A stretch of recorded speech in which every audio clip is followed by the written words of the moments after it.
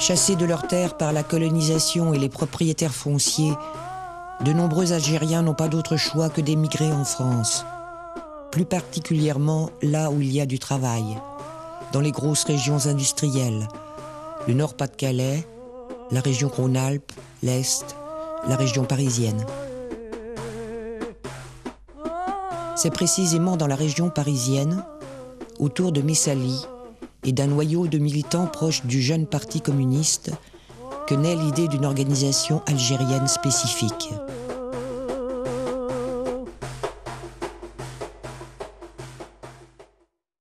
Le 12 juin 1926, l'étoile nord-africaine est proclamée. Elle sera dissoute dès 1929 par le gouvernement Tardieu. Reconstituée à partir des années 30, la deuxième étoile nord-africaine va se détacher de ses liens avec le Parti communiste français. La fin des années 20 va aboutir à un double phénomène dans le Parti communiste français et dans les autres partis communistes. Premièrement, un mouvement de stalinisation, d'assimilisation à la bureaucratie naissante autour de Staline et autres au Kremlin, c'est incontestable. Et ce qui s'est passé, c'est un jour d'ailleurs une discussion que nous avions ensemble, parce que j'ai vu souvent une fois Messali, il me disait c'est curieux, l'attitude a changé après l'exclusion de Trotsky. Il m'a dit pour ma part, je ne savais pas pourquoi, je n'ai pas suivi du tout. Mais l'attitude a changé. C'est-à-dire qu'en fait, il fallait dire plus ou moins être d'accord quand on n'était pas d'accord. Et ça, je n'ai jamais accepté. En 1931 paraît El Oumma, le premier journal nationaliste algérien. 2 ans plus tard, l'organisation nationaliste adopte un programme politique radical qui la différencie de tous les autres mouvements algériens de l'époque. L'étoile nord-africaine garde ses revendications qu'elle a formulées à partir de 1933, l'Assemblée nationale constituante souveraine élue au suffrage universel, l'indépendance totale de l'Algérie, elle est le seul à le formuler de manière aussi nette dans une question coloniale, l'unité du Maghreb, c'est un mot d'ordre qui est extrêmement important pour Messali, parce que peut-être on aura l'occasion d'y revenir, Messali a ce double caractère extraordinairement intéressant, c'est à la fois un nationaliste, il veut l'indépendance nationale de l'Algérie, et c'est un internationaliste, il multiplie les liens avec les organisations similaires, non seulement au Maroc et en Tunisie, mais partout dans le monde, avec le mouvement ouvrier français, avec toutes les tendances du mouvement ouvrier français, il aura des liens extraordinairement forts, c'est un nationaliste et un internationaliste. Pour nous, le problème est simple. Dans tout cela, ce qui nous intéresse au plus haut point, c'est la libération du Maghreb arabe.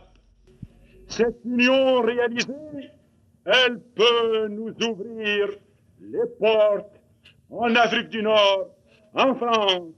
Elle peut nous trouver des sympathies auprès de la classe ouvrière française qui est déjà habituée à nous, à notre lutte. Cette classe française, ce peuple français qui a vu l'étoile nord-africaine naître sur les bords de la Seine et se développer dans son sein.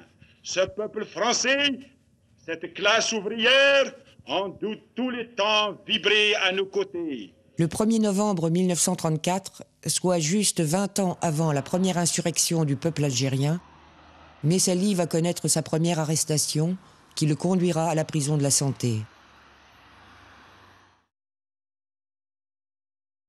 En 1936, le gouvernement de Front populaire, présidé par Léon Blum, va procéder à la seconde dissolution de l'Étoile, pourtant membre de la coalition qui le soutient. Messali reconstitue une nouvelle organisation, le Parti du peuple algérien, qui est proclamé le 11 mars 1937 à Nanterre. Les divergences entre l'Étoile nord-africaine et les autres partis politiques algériens s'accentuent.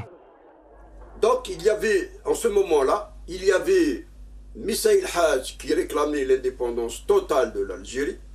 Il y avait de l'autre côté ce qu'on appelle le colonialisme français qui nous combattait, qui combattait le PPA et Missa el-Hajj, qui l'a arrêté plusieurs fois, a été arrêté, emprisonné à Lambès, à Chilala, à Niort et même à Brazzaville, Congo-Brazzaville.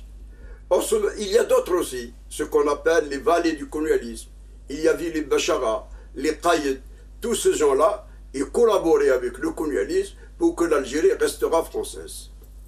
Et de l'autre côté, nous avions des éléments qu'on appelle les réformistes, le Farhat Abbas, Moussouloul et d'autres qui voulaient aussi, et le Congrès musulman, qui voulaient l'assimilation des Algériens, c'est-à-dire on doit être des Français à part entière.